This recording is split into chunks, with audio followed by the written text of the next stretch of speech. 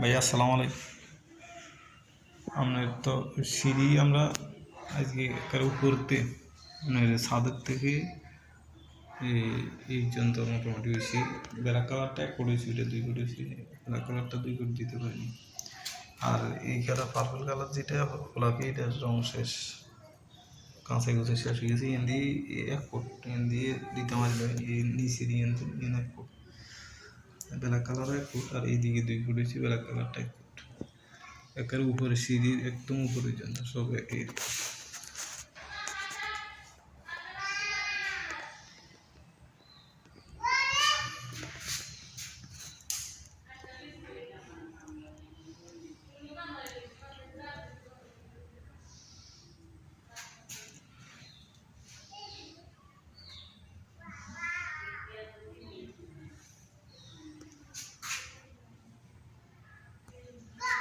আর এদের সামনের এই জায়গাটা রং শেষ হয়ে গেছে, রং শেষ হয়ে গেছে। এখন যদি পার্পল কালার আনেন তাহলে মিলিয়ে দেন যাবে এটার লগে, যেমন আছে একটা একই কালার বাড়ি দিবে।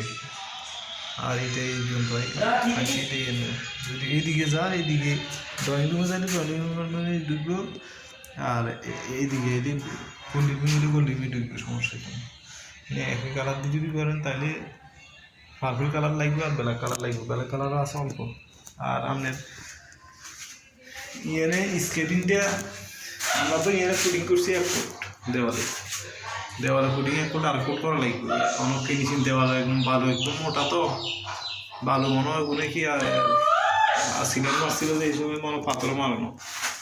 তো আমরা সকালে আমি বসিয়ে তার সুন্দর করে নিয়েছি, করি ফুটিং 1 ফুট মারছি। 1 ফুটে ফিনিশিং আই না, 2 ফুট মারা লাগে। তারপরে এগুলো যেগুলো রিপেয়ারিং, এগুলো 2 ফুট হয়ে গেছে।